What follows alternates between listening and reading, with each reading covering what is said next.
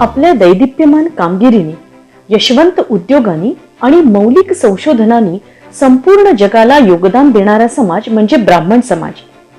तेजस्वी बुद्धिमत्ता, ओजस्वी चारित्र्य, परंपरागत सात्विकता, प्रामाणिकपणा, विश्वासार्हता, राष्ट्रभक्ती आणि समाजासाठी योगदान देण्याची वृत्ती असलेला असा हा ब्राह्मण समाज. असे प्रज्ञावंत ब्राह्मण उद्योग क्षेत्रामध्ये आल्यावर आज नीतीने चालवलेल्या उत्कृष्ट उद्योगांचा आदर्श जगापुढे ठेवला जातोय. ब्राह्मण उद्योजकांचं उत्पादन आणि सेवा म्हणजे गुणवत्तेची हमी मानली जाते आणि म्हणूनच ब्राह्मण उद्योग हाच एक ब्रँड झालाय. आता गरज आहे आपण ब्राह्मणांनी उद्योग क्षेत्रातील हा गुणसंपन्न वारसा पुढे नेण्याची. या पुढचा काळ जागतिक तंत्रज्ञानाचा आहे. म्हणूनच सर्वच ब्राह्मणांनी स्वतःचा उत्तम उद्योग करणं, उद्योगातून पैसा मिळवणं आणि आर्थिक दृष्ट्या समृद्ध होणं ही काळाची गरज आहे. ब्राह्मणांचे उद्योग वेगाने वाढण्यासाठी ब्राह्मणांनी संघटित होऊन एकमेकांना मदत करणं गरजेचं आहे आणि ही गरज ओळखण्याचं मोलाचं काम केलंय नाशिक मधील नामवंत उद्योजक माननीय श्रीयुत श्रीपाद कुलकर्णी यांनी. मनात विचार आल्यावर फेसबुकच्या माध्यमातून श्रीपाद सरांनी ब्राह्मण उद्योजकांचं एकत्रीकरण आजमावायला सुरुवात केली आणि त्यांना साथीदार मिळत गेले. 2012 साली सुरू झालेला हा सिलसिला 2014 साली नाशिक मध्ये रितसर सुरू होणाऱ्या मीटिंग पर्यंत विकसित झाला. देशस्थ ऋग्वेदी सारखी संस्था मदतीला पुढे आली. शिवाय विविध देशातील ब्राह्मण व्यावसायिक देखील जोडले गेले आणि म्हणूनच या जागतिक ब्राह्मण उद्योजक संस्थेचं नाव ठेवलं गेलं BBNG, अर्थात ब्राह्मण बिझनेस नेटवर्क ग्लोबल.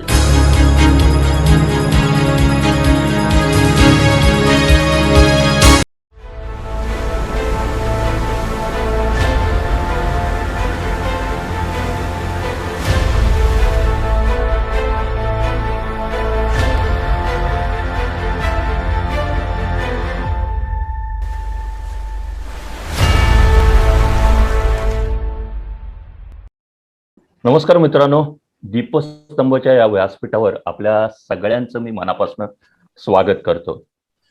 निरामय आयुष्यासाठी या जगाला आपल्या देशाने, भारताने म्हणा किंवा आपल्या वैदिक संस्कृतीने म्हणा, 2 अमूल्य देणग्या दिल्या. त्यातली एक म्हणजे आयुर्वेद आणि दुसरा म्हणजे योग. दुर्दैवानं आज आपण हा जो आपला दैदिप्यमान वारसा आहे त्याचा आपल्याला विसर पडला आणि अख्ख्या देशामध्ये असं वातावरण तयार झालं की पाश्चिमात्य वैद्यकीय क्षेत्र म्हटल्यावरती ॲलोपॅथी, पाश्चिमात्य औषध पद्धती, ॲलोपॅथीचा पूर्ण वर्चस्व तयार झाला. आणि या सगळ्या वातावरणामध्ये आपल्या या आयुर्वेद वन औषधीला पुनर्प्रतिष्ठा मिळवून देणं, त्याला बाजारपेठ मिळवून देण्याचं काम ज्याने केलं त्यातील एक अग्रगण्य नाव म्हणजे सांडू.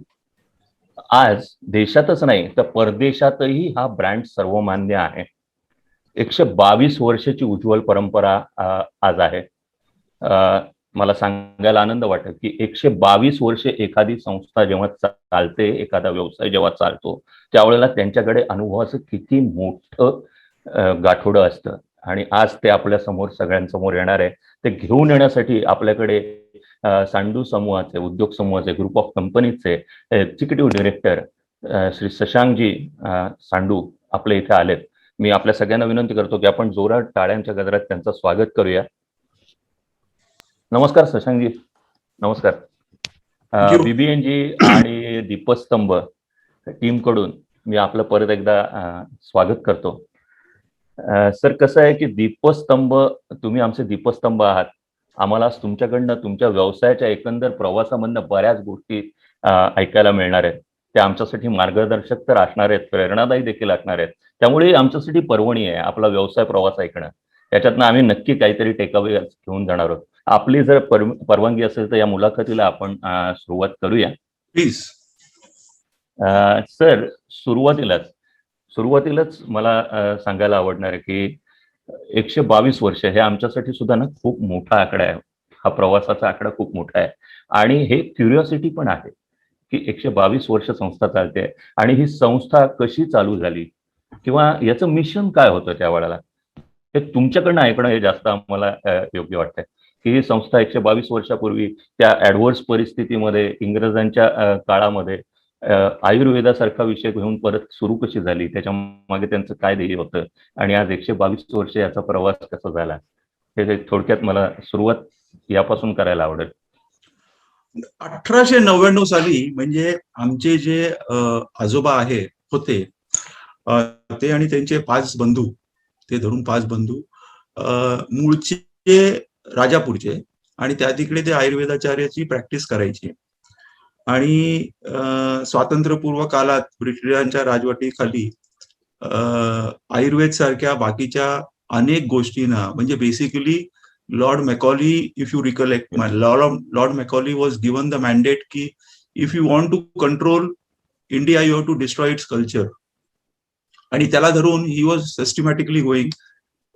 आणि त्या परिस्थितीमध्ये लोकमान्य बाळ गंगाधर टिळक यांनी एक क्लॅरियन कॉल दिलेला, आवाहन केलेलं की स्वदेशी मुवमेंट चालू करावी.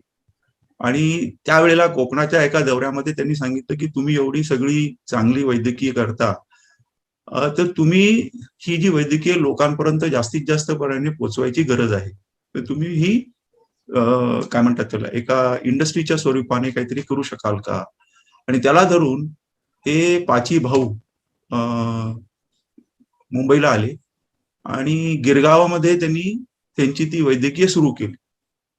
सुरू केल्यानंतर त्यांना असं जाणवलं की हर्ब्स किंवा एक जे महत्वाची गोष्ट असते वैद्यासाठी, की हर्ब्सला व्यवस्थित जाणून पुरून, कारण का एक सिंपल गोष्ट आहे तुळस.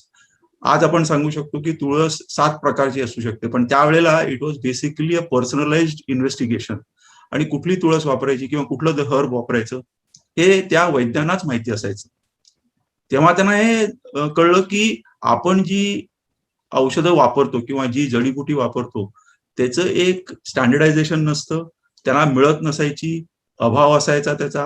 आणि त्याला धरून त्यांनी असा बॅकवर्ड इंटिग्रेशनचा त्या काळी विचार केला. आणि त्याला धरून 1899 साली ते आले खरे, त्यांनी व्यवसाय सुरू केला. पण 4 खोल्यात गिरगावामध्ये गायवाडीमध्ये त्यांनी सुरुवात केली म्हणजे संस्था.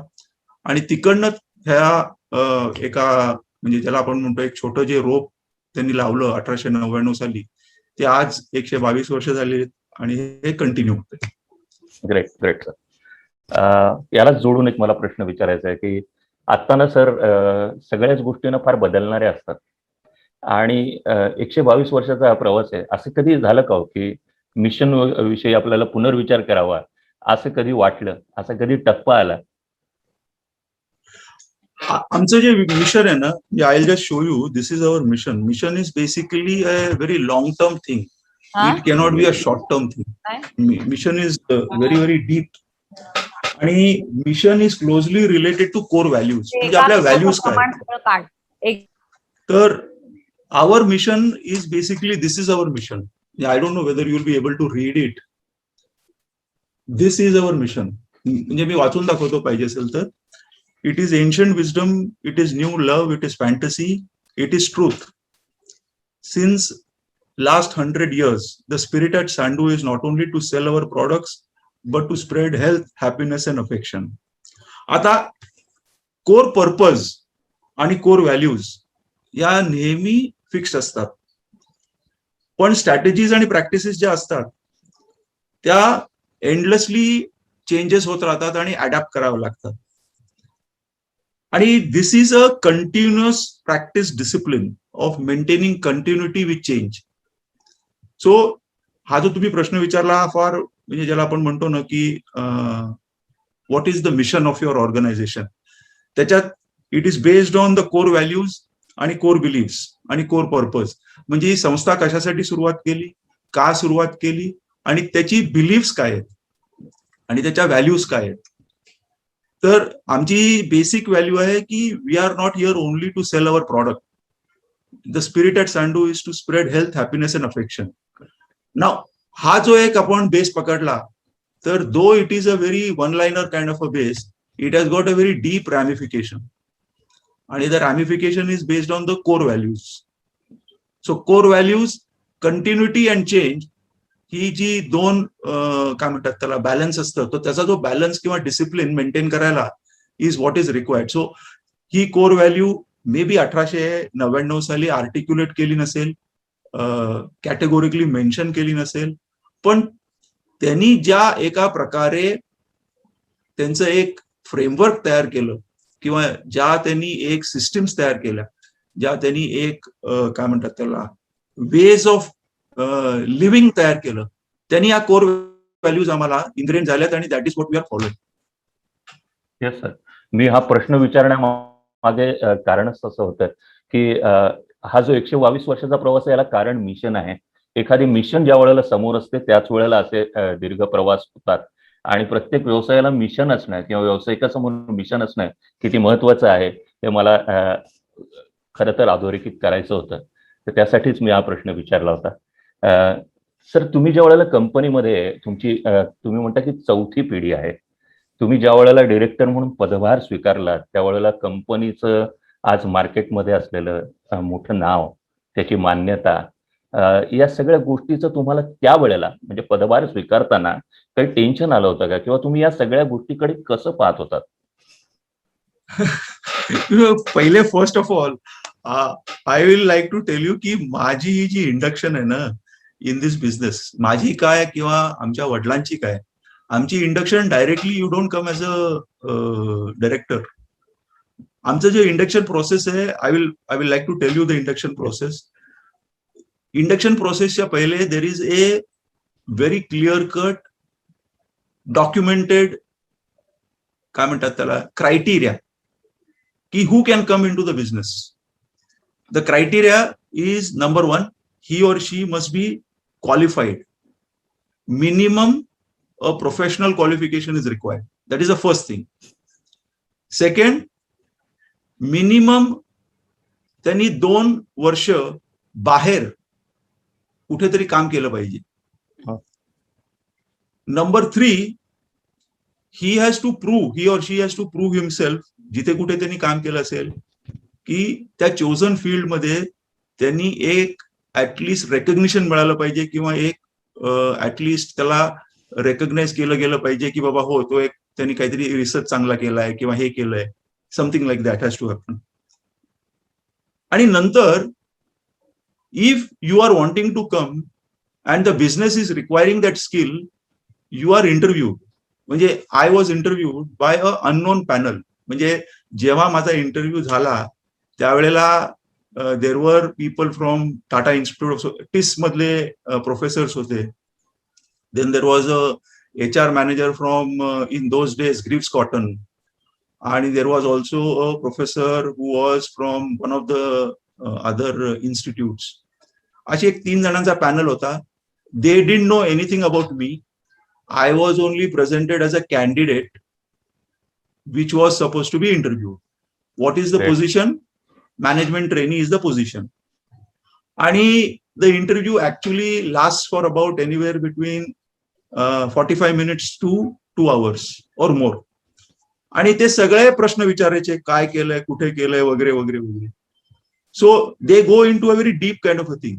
त्याच्यामुळे लाईक फॉर एक्झाम्पल माझे वडील ही passed out from R.A. Poddar College, and then he was the first batch from Jamnalal Bajaj in those days, and then again he worked outside and then he came into the business. So me, I finished my MBA. I was working in RHL, now Procter and Gamble, and then Marico, which is now known as Bombay Oil. म्हणजे त्यावेळेला Bombay Oil and now Marico. And I was working as in Procter and Gamble, I was working as a territory manager. तर माझी जी territory होती ती धारावी होती. So धारावीच्या ज्या 14 गल्ल्या आहेत त्या प्रत्येक गल्लीमध्ये कुठलं प्रॉडक्ट कुठे जातं हे मला स्वतःहून जाऊन I had to sell those products in that particular territory. So this is the process in which we come into the business. Similarly माझे जे आता बंधू आहेत उमेश सांडू, he is also a qualified, he's a BCom LLB and a company secretary FCS. आणि दुसरे बंधू आहेत doctor Nagesh Sandu, he is a PhD in pharmaceutics. M.Pharm, PhD in pharmaceutics, and also in patent law. So when you are going through all this process and then you are interviewed, but still you join as a management trainee. म्हणजे you start from, म्हणजे माझं जे पहिलं माझा job होता सांडू मध्ये, तो time office मध्ये होता. म्हणजे I has to be in the time office to know प्रत्येक जण कोण, right from the workers to the top boss, किती वाजता येतात, काय करतात, कुठे कुठे हे करतात, त्यांचा पंच in time, punch out time, नंतर सगळे डिटेल्स मला करायला लागायचे. म्हणजे लंच ब्रेक, टी ब्रेक आणि आउट टाइम किती आहे, किती जण प्रेझेंट असायचे, त्याची एक समरी असते, डेली रिपोर्ट ज्याला आपण म्हणतो, अटेंडन्स रिपोर्ट, तो आय हॅड टू जनरेट. मग त्याच्यानंतर I had to go through all the other departments which I had spend time, may be about every department minimum 45 days. आणि असं जे कम्प्लीट करत करत after about 18 months I am then assigned to a particular department, which will be something I am going to look after, or I am supposed to be responsible. And after I am responsible again, I am not the person at the director level. I am a person in that department. I am reporting to someone who is a professional, who is looking. Just me, when I came in, I was reporting to the then marketing manager, Satish Pawar म्हणून होते, ते सुद्धा डोंबिवलीचेच होते. Unfortunately, he is not there right now. आणि I was reporting to him. And from there, again, you are evaluated, your performance is rated, and then you are actually, graduated to a higher position. So when you become a director, you actually are shouldering a lot of responsibility rather than, authority or rights. आणि हे जेव्हा you are going through the process, हे जेव्हा आपल्याला कळतं, त्यावेळेला it becomes a process which probably has already made you what that position requires. Unfortunately most of the time, if you don't go through the process, you only want to know your rights, की बाबा मला माझे rights काय आहेत, माझे हे काय आहेत, पण रिस्पॉन्सिबिलिटीज माहिती नसतात, किंवा त्यांची जाणूनपूर्वक काय म्हणतात त्याला, एज्युकेट केलं नाही जात, की you are responsible for this, you are responsible for this, you are accountable for this. तर हा जो process, if you are doing that and if we do that, then to shoulder a responsibility of a director becomes that much more easier, and you are much more mindful. म्हणजे you are aware, you know what it is and what is not. That is very important. Yes sir. हीच फार महत्वाच्या गोष्टी याच्यामध्ये होत्या, की कशा पद्धतीने जबाबदारी पेलली जाते किंवा ती जबाबदारी घेण्याची काय सिस्टम आहे. सर, यालाच जोडून असा मला प्रश्न विचारायचा आहे की लिडरशिप हा एक असा विषय आहे ना, जो परावलीचा शब्द आहे आज सगळ्या कॉर्पोरेटमध्ये. पण तुमच्याकडनं याच्याबद्दल मला ऐकायला आवडणार आहे, कारण तुम्ही फक्त यशस्वी व्यावसायिक नाही आहात, तर अतिशय उत्तम खेळाडू आहात. क्रिकेट आणि गोल्फ मध्ये तुमचं विशेष प्रावीण्य आहे. ते एक खेळाडू, टीम आणि एक उत्तम व्यावसायिक या दृष्टीचं कॉम्बिनेशन असल्यामुळे मला टीमवर्क तुमच्याकडनं ऐकायला आवडणार आहे. See, leadership is the key to success. मग कुठल्याही बाबतीत असू दे, not necessarily in business, it can be in social, it can be in educational, it can be anywhere. आणि यशाची गुरुकिल्ली is leadership. So there are instances where in you have got, देशाची सुद्धा leadership, when you change the leadership, you have got different vision. So leadership is a very important key to success. The most, मला माहिती नाही किती लोकांना माहिती आहे, the most brilliant captain in cricketing history was considered to be Mike Brierley. And Mike Brierley was a professor of psychology. He is a professor of psychology, and Mike Brierley was the captain of English team. ती जेव्हा त्यांनी leadership घेतली, he has never scored a century. Highest score that Mike Brearley has done is about 91-92. But Mike Brearley used to take out the best in each of his team members. And it is leadership is like, in established business, is different and in emerging business is different. And the most important thing is, when you talk in terms of leadership, it is actually the key of acceptance. Once you get accepted, then you become a leader. Now, I'll give you a small example of Mike Brearley. Ian Botham in those times was a very arrogant cricketer. Even today is arrogant, पण तो एकदम arrogant cricketer आहे. आणि म्हणजे त्याला माहिती आहे की without me England is not going to have a opening bowler. I am the this thing. आणि एक टेस्ट पहिले त्यांनी फॅन्टॅस्टिक बॉलिंग टाकून he had actually given a very beautiful this thing to England. पण त्याच्यानंतर आउट ऑफ क्रिकेटिंग पार्लन्स किंवा out of cricketing field he had behaved, misbehaved, whatever. आता त्याला लाईनीवर कसं आणायचं? तर Mike Brearley did a very simple thing. त्याला त्यांनी ओपनिंग स्पेल दिलाच नाही. So what he did was, he did two things in one stroke. They were playing against West Indies. त्याला ओपनिंग स्पेल दिला नाही म्हणून he became irritated. He was all fired from inside. तो एकदम वैतागला होता. So message went that you cannot play around with me and I am the boss over here, so I want to do that. But at the same time, he wanted to draw the best out of him. तो त्याला एवढा त्यांनी वैतागवला की when he came to bowl against West Indies, Richards वगैरे, he had the best spell against West Indies. So this is the difference of a leadership. This is what leadership is all about. So leadership is basically getting acceptance by your followers and then ensuring that people are wanting to do something for you and they are accepting your vision to act on what you are going to say. Sir, leadership बद्दलच आपण बोलतोय.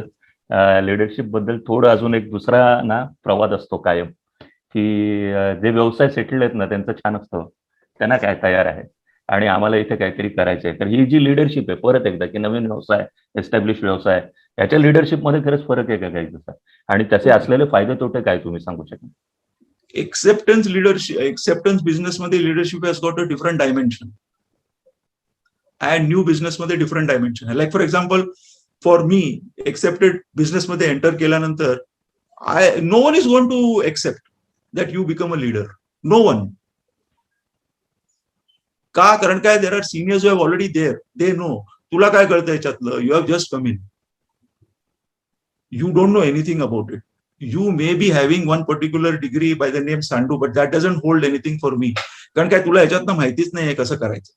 So acceptance level is very critical in established business. आणि established business मध्ये acceptance not only from the within the organization but outside the organization. कारण काय, established business मध्ये there are other stakeholders like suppliers, like म्हणजे काय म्हणतात त्याला, stockist असतात, आपले डिस्ट्रीब्युशन चेन असते. Market has to accept you. If they are not accepting, नुसतं coming in and sitting over there will not give you leadership. Now coming to a new startup मध्ये you are the, काय म्हणतात त्याला, security person, you are the housekeeping person, you are the final boss, you will do everything. आणि त्याच्यामध्ये you learn humility,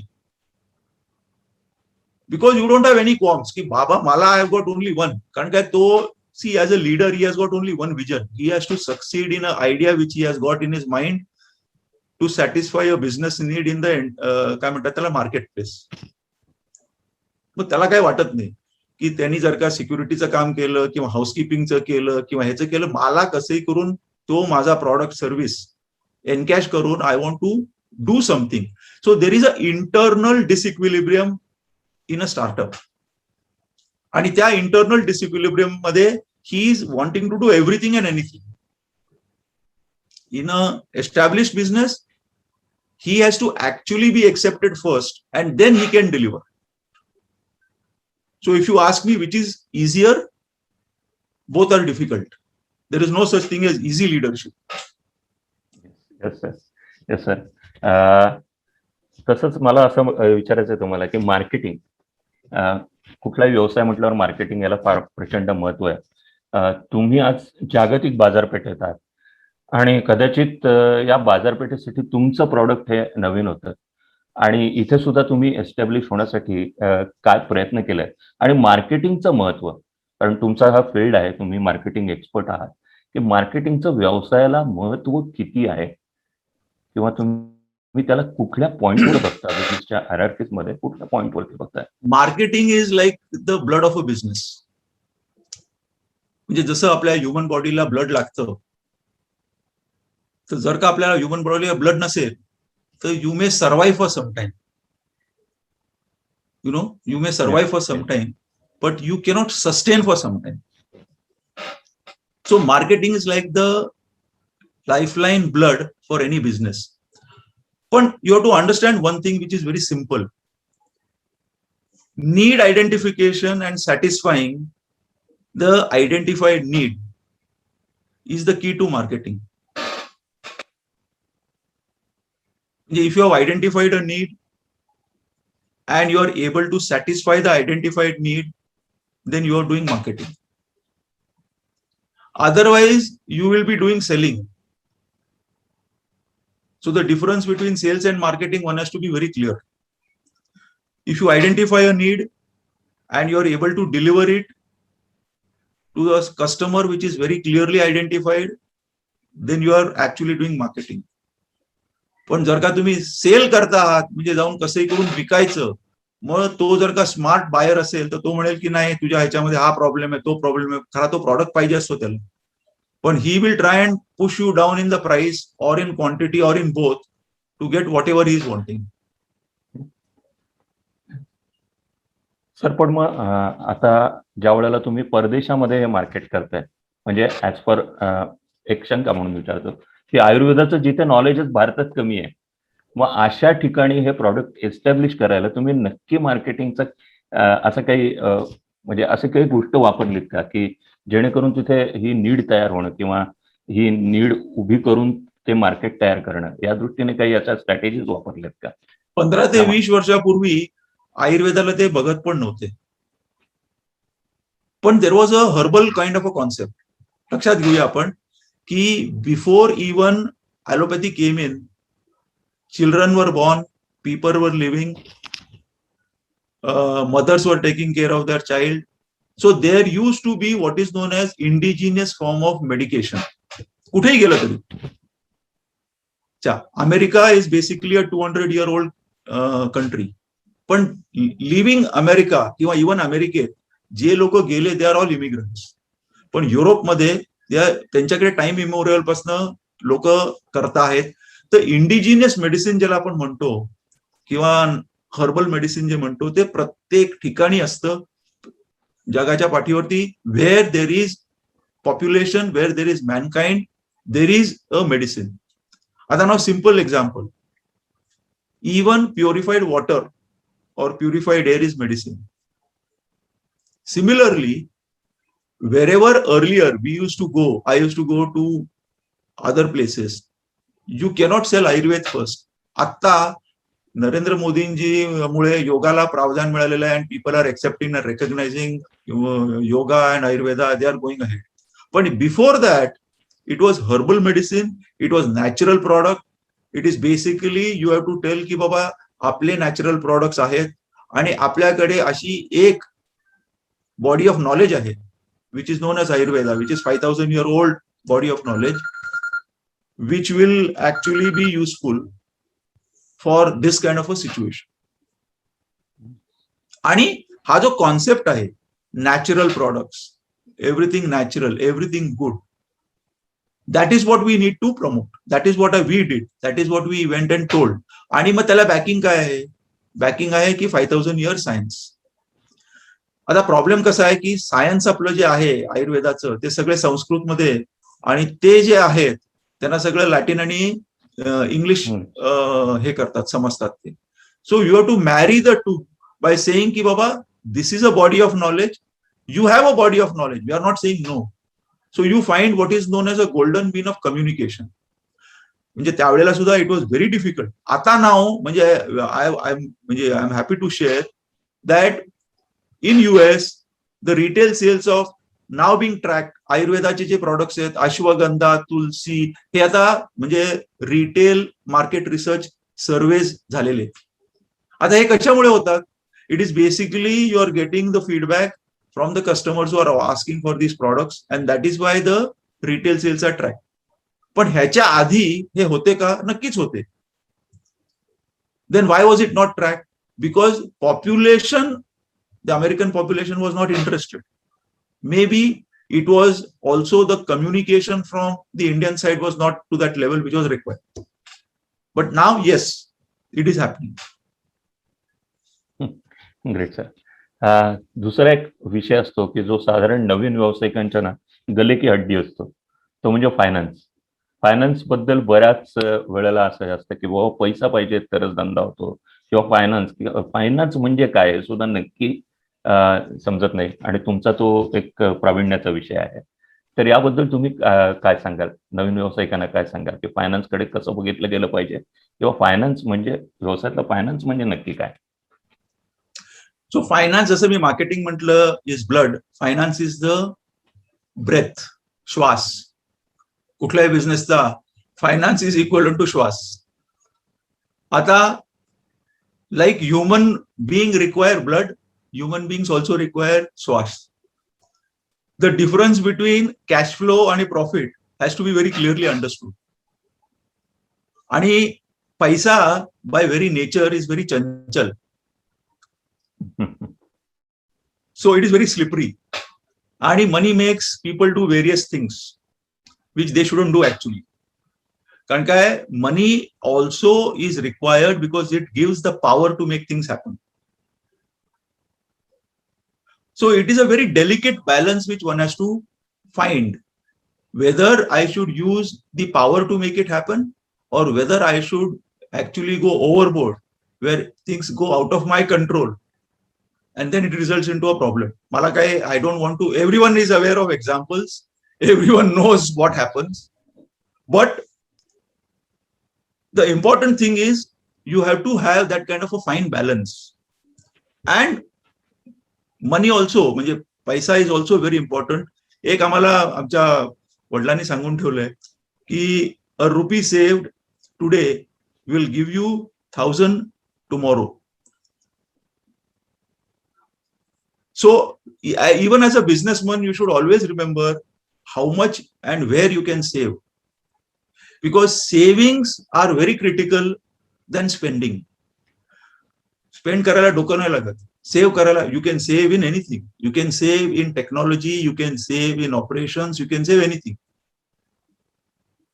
But of course, today the finance is very easily available. You know, there are startup funds ahead, and in spite of the startup funds which are actually going in red, people are pumping in money. But remember one thing, I meet many, fund managers.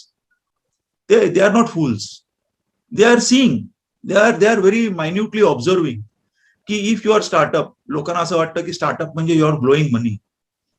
You don't be under that impression. लोक बघतात the fund manager is here to make his money, but he always sees, he always evaluates की बाबा as a entrepreneur, as a promoter, what exactly are you doing? Are you spending money on yourself? You are blowing the money, की काय करताय तुम्ही? आपल्याला मोठमोठ्या गोष्टी दिसतात, कळतात, हो ते पैसे. जसा एक फ्रेज आहे which is American phrase, they are burning cash. Startup आहे म्हणजे कॅश बर्न करणं is like a rightful thing. Gone are those days. Even in US Silicon Valley startups are very very frugal. ते बघतात की whether you are really burning money or you are actually trying to do something. So financial behavior is very important. So you should think like a Jew. In finance it is said, you should think like a Jew, act like a Marwadi, and behave like a Sindhi. खूप चांगली पद्धत. Yes yes. Sir, त्याचबरोबर आता आपण आयुर्वेदात आहात, फार्मसीशी संबंधित आहात, रिसर्चला तर प्रचंड महत्व आहे. आणि आपण हे प्रॉडक्ट बाहेर नेतोय, वेगवेगळे प्रॉडक्ट आणतोय. आज जवळजवळ 150 प्रॉडक्टची रेंज आहे आपली. तर हा रिसर्च हा किती महत्वाचा आहे. आणि व्यवसायामध्ये जसं प्रॉडक्ट रिसर्च आहे तसं मार्केट रिसर्च आहे. रिसर्च हा वेगवेगळ्या पद्धतीत आहे. पण रिसर्च हा एक अजून एक मोठा विषय असतो की तो तुम्ही कसा बघता आणि तुमच्या कंपनीमध्ये ते कसं बघितलं जातं. सो माझा भाऊ doctor Nagesh Sandu, he is a PhD he is a M.Pharm and PhD in pharmaceutics and also in Ayurveda. So internally we focus on research in basically three ways. One is ongoing research for ongoing activities, because that is known as QA and QC, quality assurance and quality control. New research in existing products, which is known as innovations. It will not call as innovations, it is known as improvement. And research in new molecules or new herbs or combination thereof, it is known as innovation. So there are three different types of research that is as far as the our industry is concerned. Pratyek industry is actually having different types of research. Why industry? स्वतःची एक गृहिणी सुद्धा, she is doing research day in day out.